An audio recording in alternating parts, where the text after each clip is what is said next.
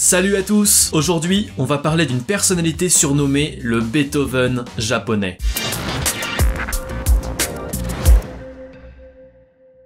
Bon, excusez-moi, mais j'ai pas fait japonais à l'école, donc je vais essayer de faire comme je peux. Mamoru Samuragoshi est né dans la préfecture de Hiroshima de parents victimes et survivants de la bombe atomique lâchée par les Américains le 6 août 1945, toi-même tu sais les cours d'histoire. Il commence à jouer du piano à 4 ans et petit à petit commence à souffrir de sérieuses migraines le rendant progressivement sourd. Il finit l'équivalent du lycée tranquillou et décide de ni rentrer à l'université ou dans un conservatoire de musique car il n'apprécie pas les méthodes modernes de composition. Son truc à lui, c'est de composer des chefs-d'œuvre comme à la bonne vieille époque de Beethoven. Il apprend donc en autodidacte la composition et après des années d'efforts et de travail, il arrive à sortir sa première grande œuvre, la symphonie numéro 1, Hiroshima. C'est un succès absolument phénoménal au Japon et ce morceau est rapidement rebaptisé Symphonie de l'espoir par les Japonais. Il bat des records de vente dans l'archipel et est même joué lors d'un sommet du G8. C'est dire le succès du truc. Samuragoshi devient alors une véritable idole pour les Japonais et devient même le Beethoven japonais en raison de sa surdité. Bon, tout ça c'est bien beau, mais t'imagines bien que si je t'en parle en vidéo, c'est qu'il y a une couille dans le pâté, comme on dit. En fait,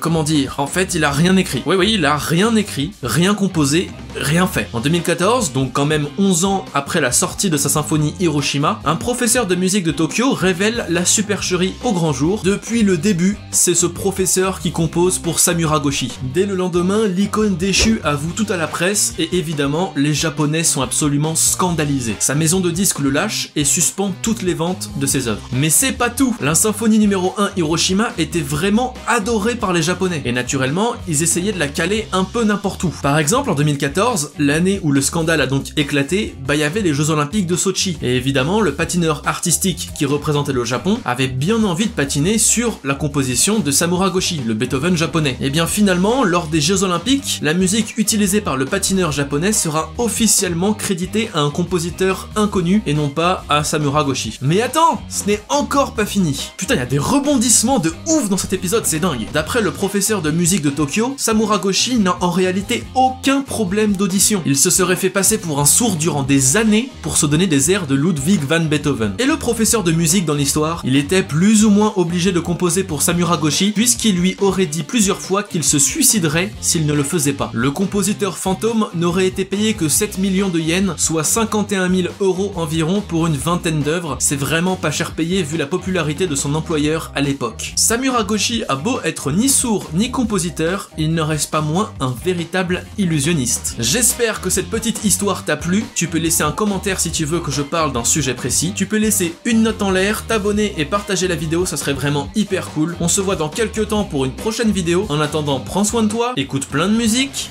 Tchuss!